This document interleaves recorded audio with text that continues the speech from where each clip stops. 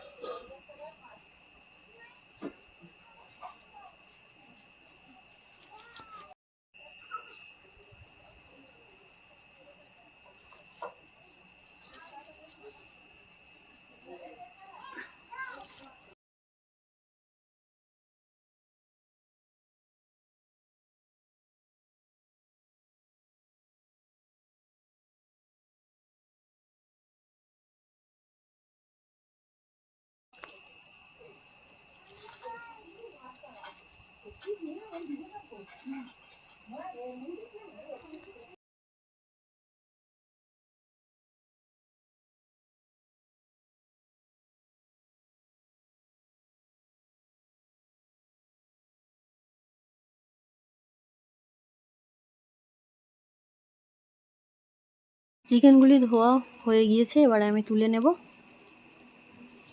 কত সুন্দর পরিষ্কার হয়েছে দেখতে পেলে।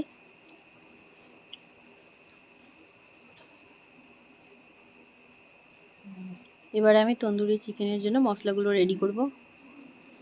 তার জন্য লাগছে আদা বাটা, রসুন বাটা, ধনেপাতা বাটা, chilli sauce, soya sauce, Kashmiri লঙ্কা, নুন, লঙ্কা গুঁড়ো, মরিচ গুঁড়ো, জিরে গুঁড়ো, ধনে গুঁড়ো, চাট মশলা, দই আর লেবু। এই ছুরির সাহায্যে আমি ভালো করে চিকেনগুলোকে একটু ছিঁড়ে নেব, যাতে ওর ভিতরে মশলাগুলো ভালোভাবে ঢুকে যায়।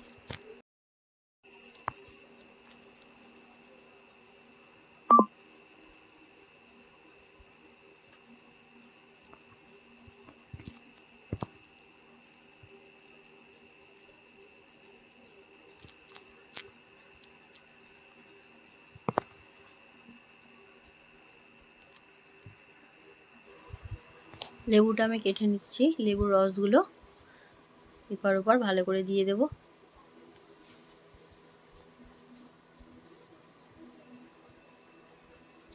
স্বাদ মতো নুন দিয়ে দিচ্ছি।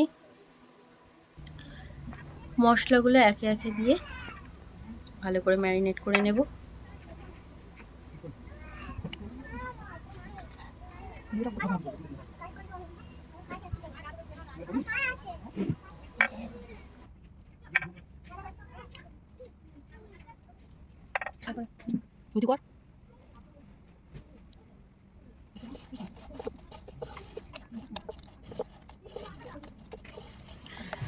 সব মশলাগুলোকে একসঙ্গে মাখিয়ে নিয়ে এবারে দইটাও একসঙ্গে দিয়ে দেব।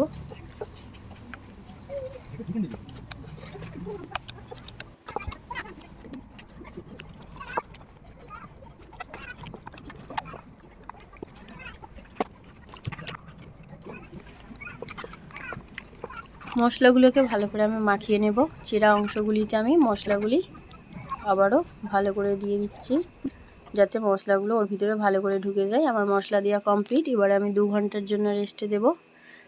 তোমাদের হাতে সময় না থাকলে আধ ঘন্টাও দিতে পারো।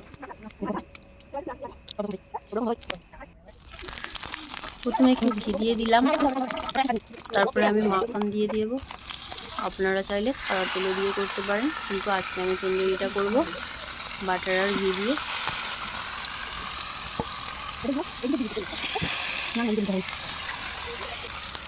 ভালো করে আমি কুক করতে দেব।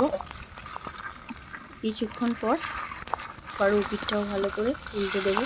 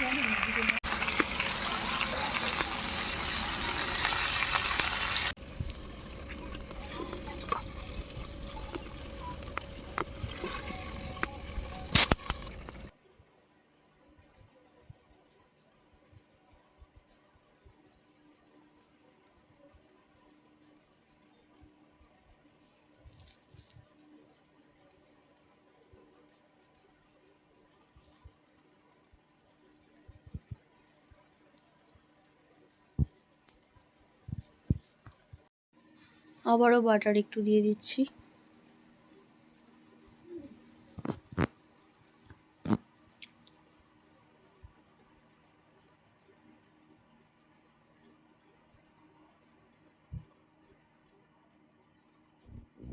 এক সাইডটা হয়ে গিয়েছে, অন্য সাইডটা আবারও দেখতে পাচ্ছি উল্টে দিচ্ছি আমি।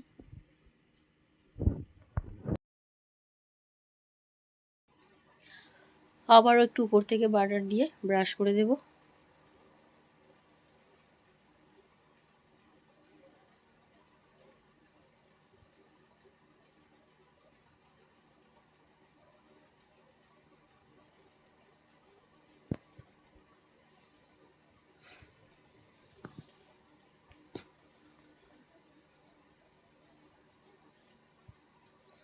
ভিডিও কেমন হয়েছে অবশ্যই আমাকে জানাবে।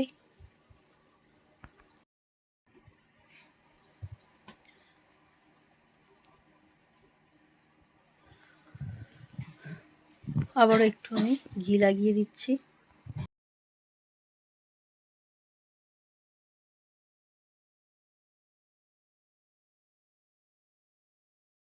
Chicken tandoori complete.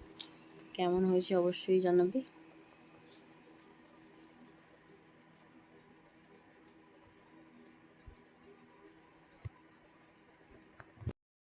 স্যালাডের জন্য আমি শসা কেটে নেব।